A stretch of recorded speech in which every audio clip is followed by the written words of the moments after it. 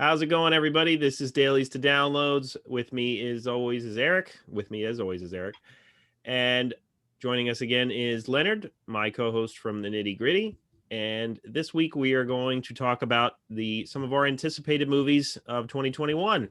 And obviously, whatever movies we talk about, it all kind of weighs on whether or not they get delayed again, which Eric and I have talked about in the past. And who knows? We don't know which movies will be delayed, which movies will be going. We know some movies that are going to go straight to streaming, but a lot of it's up in the air. And as always, even back when I would create these lists for 411 Mania, if the closer you get to the end of the year, the more those movies are up in the air anyway, because you don't know if they're going to be finished or not. So, bearing all that in mind, let's get started with some of our picks. And I'm going to start, and this one, it might not be good at all, but just based on the premise, I cannot wait to see what this turns out to be. We cannot be held responsible for the actual quality of That's right. Turned out to be. And so these are in no particular order, by the way. And so the first one I'm going to talk about here is The Unbearable Weight of Massive Talent. I like the name. Which is starring Nicolas Cage. And basically, he kind of goes meta here. He takes $1 million payday to show up at a birthday party of a rich and powerful fan. And it's supposed to be a quick meet and greet, but then he's forced to recreate a lot of his best known roles, or he risks putting the lives of his family at stake. And this is a documentary? This has been talked about for a while. And I remember when it was first announced, because everybody's hoping that they see some of their classic Nicolas Cage favorites make an appearance. For me personally, Face Off, Con Air, those types of things.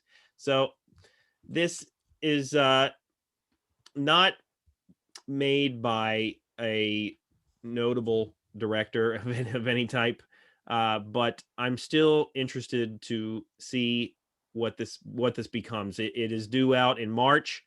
And I hope that it's good. Nicolas Cage is at a weird period of his career, as we've talked about before. He's kind of does whatever comes his way, but he's always, and I say this to everybody, and people can argue with me, but they're wrong. He's always right there. He can turn it on when he wants to, but he's getting these paydays for these B movies, these direct to DVD type roles, which are mostly nothing. But well, the last thing he did, and we watched some of it, is he's the host of The History of Swearing on Netflix. Right, I need to watch that. Yeah, we've watched fuck, shit, and bitch.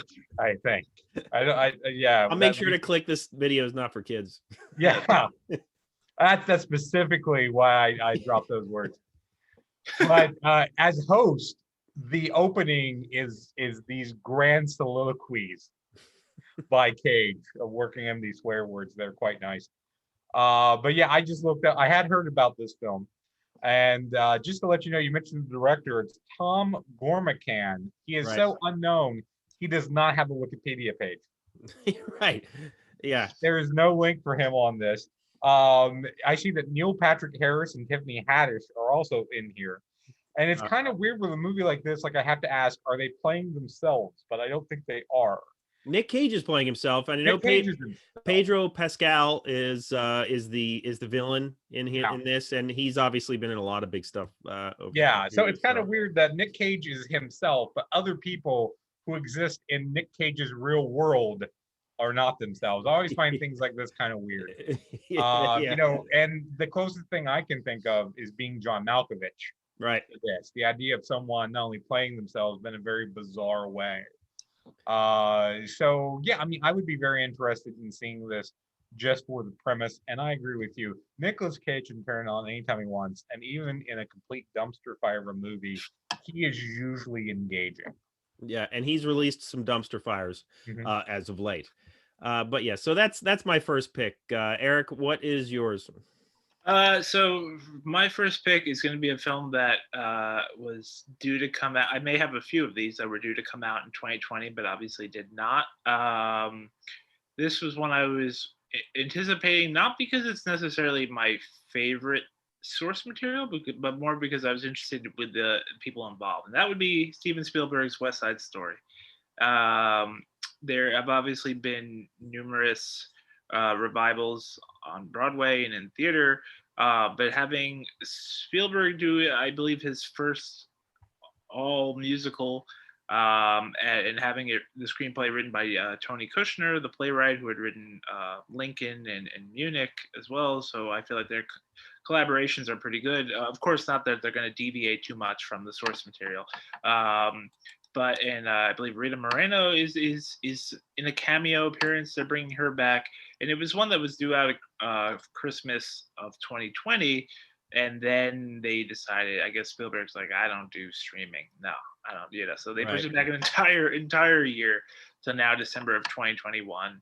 I can't even say his name, Ansel Enghart, the guy from Baby Driver. And, Ansel Elgort. I'll never be able to say it, but that guy, forgetting the actress's name, but she's also sort of a Rachel Zegler. Right, yeah, who I done like a lot of things like on YouTube of like doing covers of Broadway songs, and a big musical fan. And I think she was kind of discovered that way. And so this felt like as Spielberg now is in his mid to late 70s. Obviously the projects are going to be, I would assume, less and far and few between. And I know the West Side Story remake has been something that he had been talking about for many years, and he finally got to make it, and now it's been pushed back an entire year. Right. Probably for the best. Probably for the best to see it in the theater that way. Well, I mean, that I'm anxious to see that too, actually. But that original is going to be tough to beat. But Spielberg is obviously no slouch. So I mean, it'll be interesting to see what happens. On the Ansel Elgort note, he's also a musician, and I have a lot of his songs, which I get made fun of for regularly by my wife. So moving on. Well, just real quick, I want to say Spielberg is 74 because I just looked it up. 74? Okay. He's 74, yeah. And I did not know this movie was a thing until you just said it. Of course, I have a screen open so I can look up things very quickly. Of course, the original musical was great. I know that. I've seen that several times. So having a non-musical, and of course, the original West Side Story was directed by Robert Wise, who was not necessarily known for musicals. I mean, he directed just about everything. And Spielberg's kind of the same way. You can find a picture about any genre in his filmography. So I would be interested to see what a Spielberg musical looks like, especially adapting something that is very well known. Yep. Well, look out, the train's coming through. So we will move on to our next pick here. And you know what? I'll move ahead of my list here. One of my other picks is the Many Saints of Newark.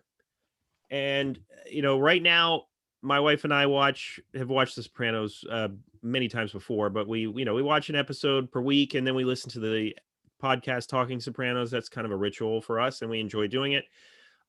So that's obviously very fresh. That universe is very fresh in our minds, and it's one of our favorite shows. So this is a prequel, The Many Saints of Newark. So I'm anxious to see what happens. David Chase, the creator of The Sopranos, is writing it, and I believe it's Alan Taylor who is directing, who directed many episodes of The Sopranos show. So I'm anxious to see. This is going to go straight to streaming, HBO Max.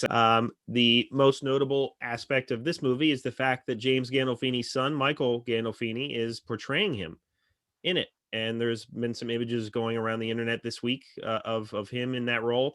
He looks a lot like him. So acting wise, I don't know, but I'm anxious to see it. John Bernthal is in it. You also have Alessandro Nivola, who I think is very underrated. Corey Stoll, Ray Liotta. So there's a lot of big names in it. And I'm anxious to see what David Chase can do with a feature like this. Prequels historically are not good, and it's a tough mountain to climb. It really is. And it's been many years, and The Sopranos is still just as watched as it ever was on HBO. So I'm anxious to see what happens.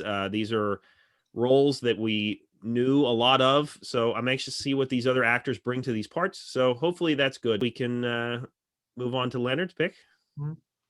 Yeah, well, the first one I would mention, and I think I'm probably going to go with the more populist picks here, is the James Bond film No Time to Die, which has got pushed back a few different times now.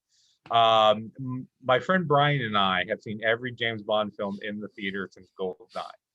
So it's kind of a tradition for us. James Bond films, I think, are made for the theater. Yeah. Because one of the ones that we saw, of course, was Die Another Day, which is considered one of the worst Bond films of all time. But when we saw it in the theater and we came out, we're like, hey, that was fun. It was a good time. Right. And then, like a couple months later, when people started getting on it, I was like, well, I didn't think it was that bad. And then I watched it on TV and I went, oh, yeah, this is bad. So, of anything to see in a theater, if that's a possible, I would hope I could see No Time to Die in the theater with Brian and keep that tradition going. And again, as I said, Bond films are made for the theater. Now, this is going to be Daniel Craig's last outing as Bond, as far as they've announced. There is a new 007. I forget the name of that actress.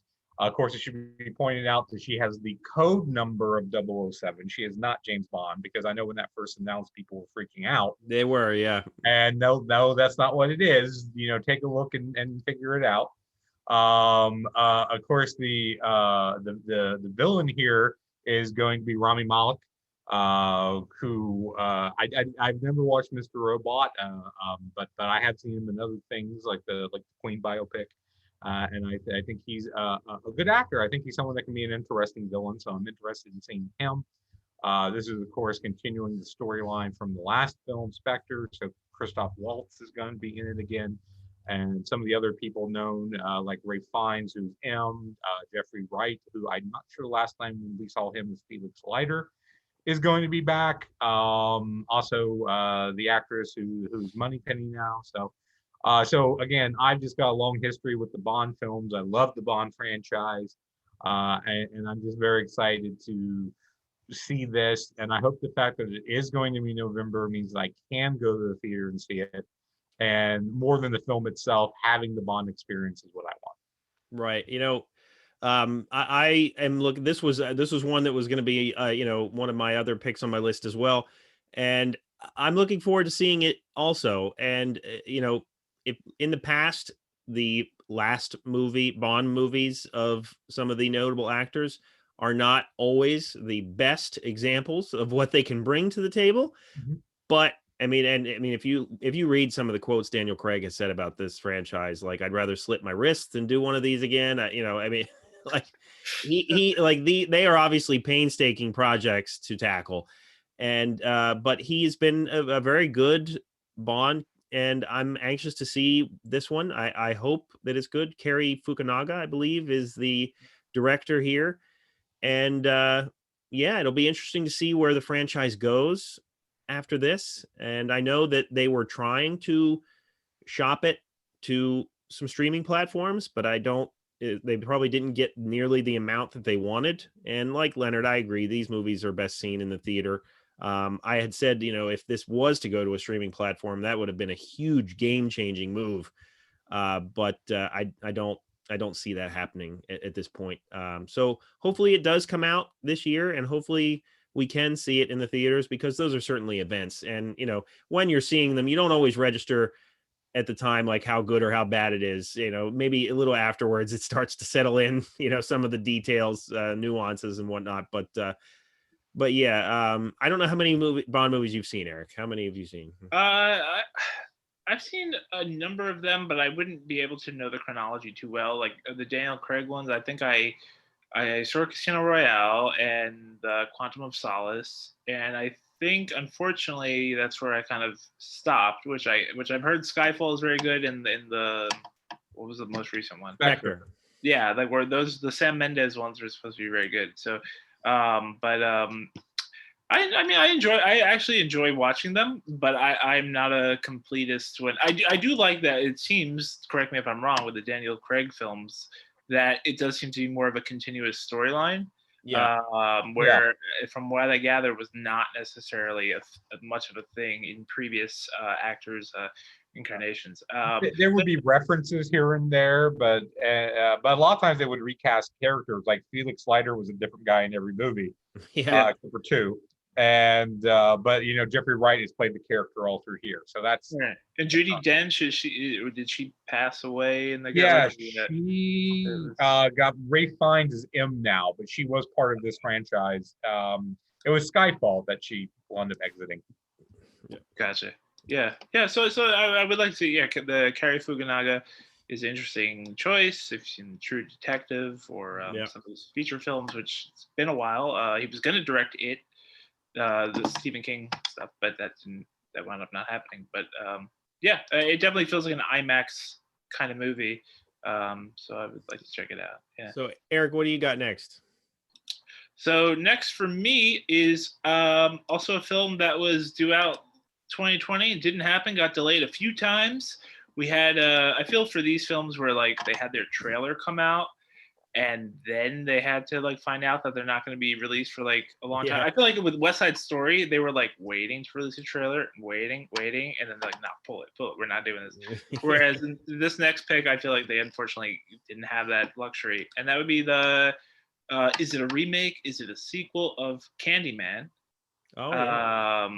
Which was originally due out in June of last year. The trailer came out, and then obviously that changed several times to September and October, and now I believe it's maybe October of 2021, which is for the best. We'll see what the list that I have up says October 27th. October 27th. I'm sorry, August 27th. August 27th. August 27th, which could change.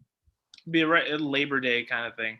But yeah, it's the filmmaker Nia DaCosta. She had only made one other previous feature called Little Woods, which was a small movie premiered at Tribeca a few years ago, and she has now been tapped to direct Captain Marvel 2. Wow. That seems to be like the Marvel way. Not to get like negative or pessimistic about it, but like the indie director gets hired to do something like this, and they bring on a team of a giant team. But nonetheless, I believe Tony Todd is still involved in this Candyman remake. Again, I don't know. It may be a sequel. It may not be a remake. It's luckily somewhat vague in the marketing. And it is a Monkey Paw production, meaning Jordan Peele, Blumhouse, that whole group.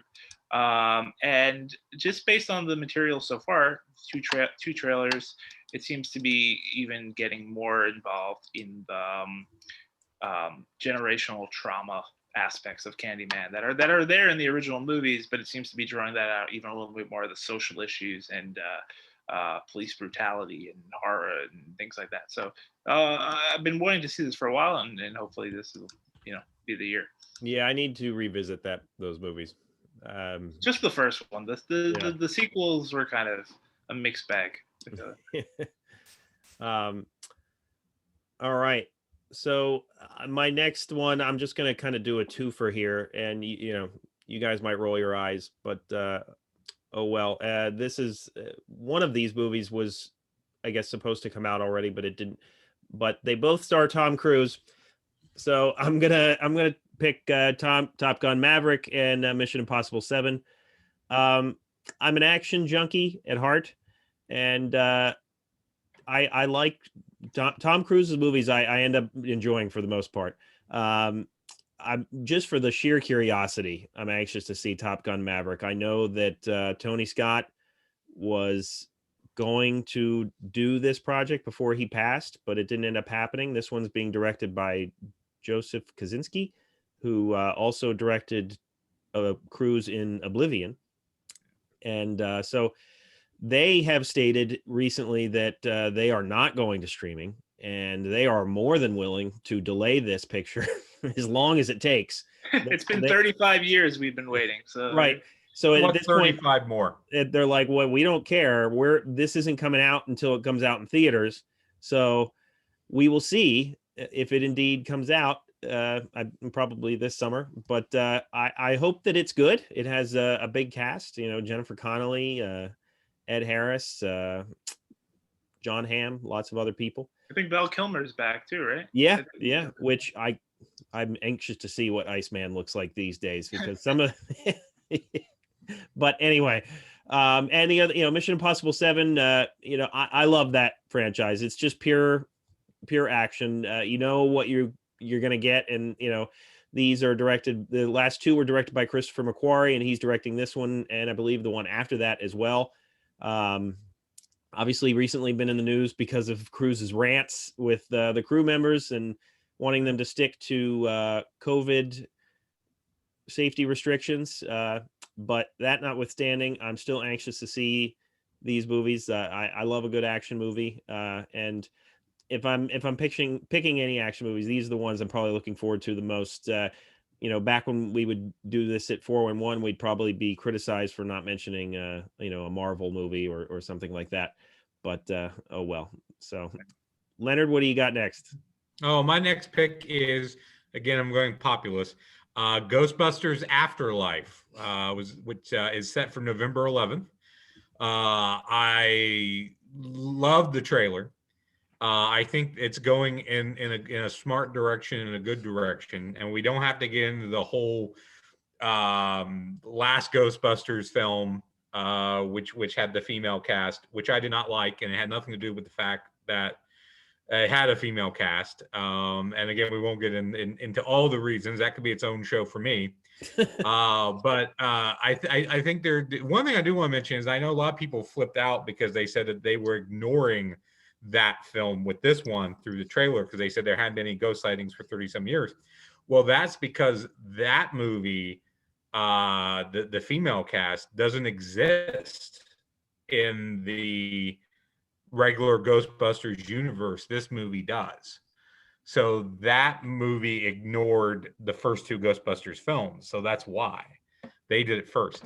But this looks like a fun romp. It seems like it's incorporating some of the Stranger Things vibes. Again, I know some of the cast of that is involved. Paul Rudd's in it, who's always fun to see. I'm not sure. We're not sure yet what the cast of the original two films are going to be doing, although they're going to be involved in cameos to some degree. So I am just excited for it again. And this is a nostalgia thing. I think with getting back to new movies and hopefully getting back to theaters, that nostalgia for me at least is going to be the ticket. And that's why I'm kind of excited to see this. And the trailer made me think that this is a film that's going to pay respect to the original two films and be a good part of that universe and continuing that story. Yeah, I mean, I grew up with Ghostbusters, the movies and the cartoons, so I'm looking forward to seeing that as well. The fact that Paul Rudd is involved only makes me want to see it more. I also like the trailer.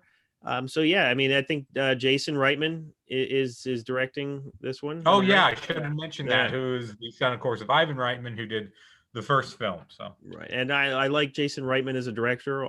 Despite the fact that some of his recent work has not nearly been as good, but I feel like he definitely, part of him agreeing to do this too is also because like he does need a hit.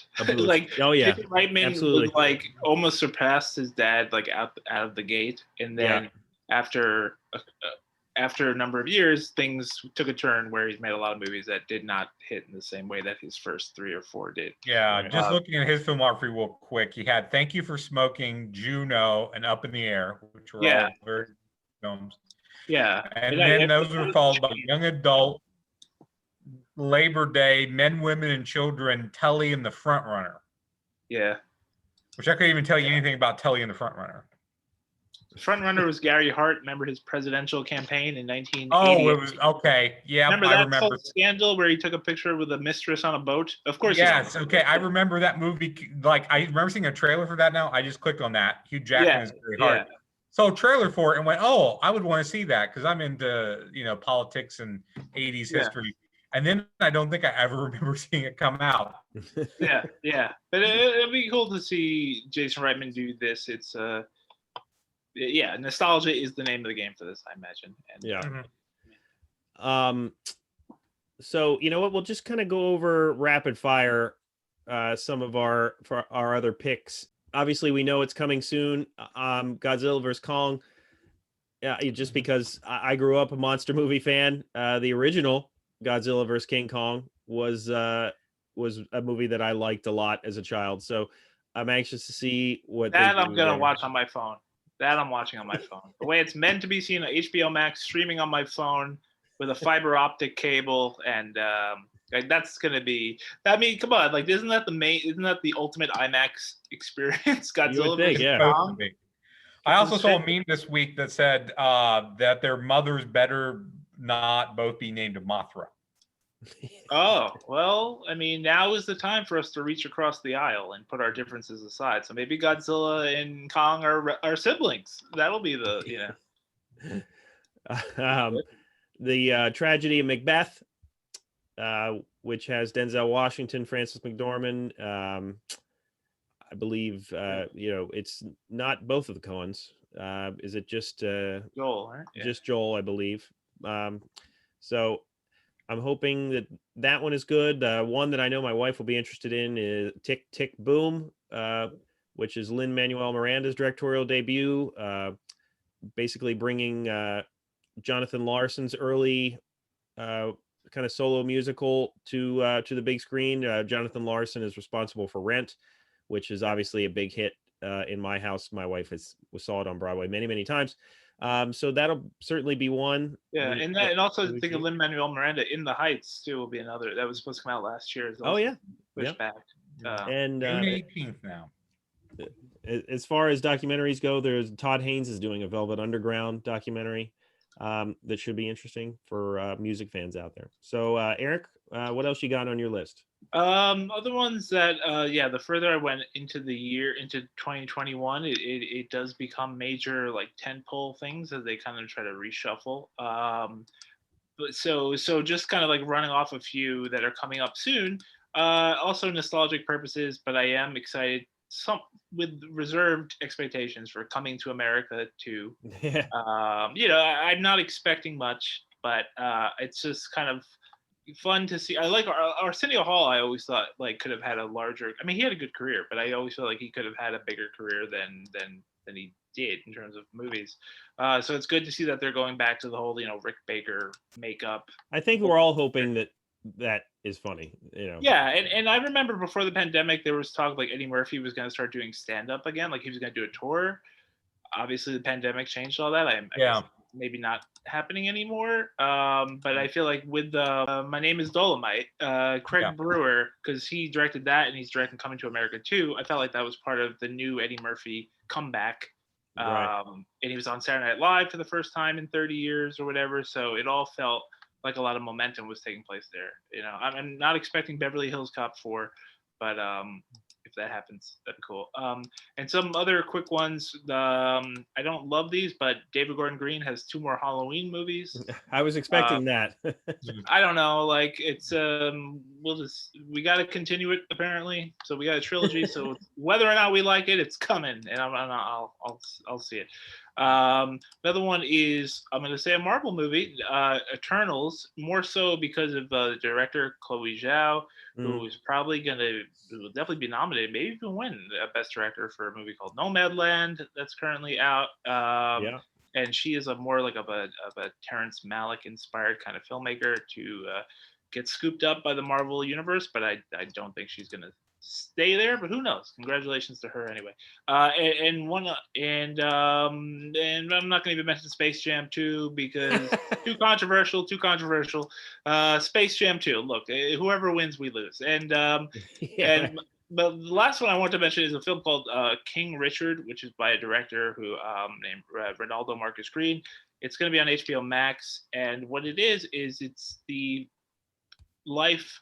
To a degree, the life of the Williams sisters, Serena and Venus Williams, tennis, their father, and kind of looking at his life. The father is played by Will Smith, right? And it's kind of like interesting. Not necessarily a biopic. I think it's more about the daughters of him as well. In that, but that was something else with the flag. I think that's coming out in the fall. All right. Leonard, anything else that you want to mention? Sure. Again, Coming to America, Godzilla versus Kong were 2 more I would have said. Looking here at the list, mention another Marvel movie. The yet to be titled Spider-Man film is supposed to be due next December, and there's some rumors about bringing some different characters for that, which might be fun. The new Matrix film is due in December, which I'm personally not interested in. But you I'm know that, curious. I'm curious. yeah, I think Lana Wachowski is going solo on this one. That franchise, obviously, I think most would agree, did not end on a note that made everybody happy. yeah. I'm very curious. I mean, Keanu Reeves is on a bit of a roll, so I'm anxious to see what happens there. The Elvis film, because as Chad knows, I'm a huge Elvis fan, but it's by Baz Luhrmann, who I hate with a passion. So Yeah, I don't have a lot of high hopes for that. I'm interested in Is it Tom Hanks in that? Is it, or He's the Colonel. Yeah. that's why he was in Australia when he got Yes. COVID. Right. So I think just that you gotta give the movie an F just for almost endangering America's everyman. Yes. He showed his haircut recently on some talk show. I forget which one, but he showed his his colonel hairdo. So yeah. Dune is coming out as well, which again, as a child of the 80s, the original Dune film has a soft spot in my heart, even though I understand the myriad of problems with it. There was one other thing here I saw, and I can't find it now, and because I can't find the title. I don't remember it now, but it was one I had not heard of. Maybe you guys know it, but it's directed by Ridley Scott. Matt Damon and Ben Affleck wrote the script. The Last Duel. Yes, I saw that here. I had not heard of that, and it seems really crazy. Yeah, one of the articles that I came across, like, it didn't push the Ridley Scott part of it. They pushed the Matt Damon, Ben Affleck screenwriting, and I think Nicole Holofcener is also on the writing team there. But they were like, "Oh, the last time these guys teamed up, they got a lot of Oscars with Good Will Hunting." And I was like thinking to myself, like that's a pretty big, expectation for a movie that's directed by Ridley Scott. But that was one that I had thought about putting on my list as well. So yeah, it'll be interesting to see what happens there. It's an interesting writing team with a director you wouldn't think that they would go with. So, and the last one I'll mention for us to go out on, because I think it's appropriate as it ties over to us in the nitty gritty, is the Jungle Cruise, based on the Disney theme park ride. Eventually, every theme park ride is going to have its own movie, down to the teacups. And that stars Dwayne "The Rock" Johnson and Emily Blunt. And it's probably not going to be good. It might be fun, but it's probably not going to be good. It won't be the African Queen. No. Now I want to see The Rock and Emily Blunt do a remake of The African Queen. It is that guy who made like Orphan and The Shallows, and he knows his water animals. He knows his aquatic landscape. I'm sure it was going to be very accurate. The Jungle Cruise screams of a movie that will probably be a movie night in our house with all the kids. Yeah. Like, like the Jumanji film. I went to the theater to see that with my sister's kids, and I didn't think I was going to like it, but I actually wound up liking it. Not saying it was good, but I wound up liking it. You're right. And having fun because they had fun. So. Absolutely. Yeah, and I know where it's at, but just to mention now that I was thinking Ridley Scott and older guys, Spielberg and Ridley Scott. We're also due Adrian Lyne's first film since Unfaithful 20 years ago. Wow. Deep Water with Ben Affleck and Ana de Armas, who I think they've now broken up, but not when they were making this movie. And if we know anything about his filmography, A Fatal Attraction, 9.5 Weeks, it's going to be erotic. And also last month, Clint Eastwood did in fact shoot a new movie that he's starring in called Cry Macho. So at 90 years young, he still has another one due. Hey. More power to him, right? Yes, I have yet to see The Mule. I haven't either. Oh, and Richard Jewell. You see Richard Jewell? I didn't see Jewell either. I meant to see that. Yeah, I'm behind on his work. Yeah, and I'm an Eastwood fan. I'm such a big Eastwood fan. I don't mind Trouble with the Curve. I will sit and watch that if it's on. But before we enter that rabbit hole of a debate, we will sign off here before Zoom kicks us off. So for Leonard and Erik, thank you very much. Let us know which movies you're looking forward to. Sorry we didn't mention Black Widow, but Or the new Saw remake, or so Chris Rock Saw. Spiral, absolutely. Yeah. So I will see you next time on the Nitty Gritty and on Dailies to Downloads. So thank you very much for joining us. Suicide Squad.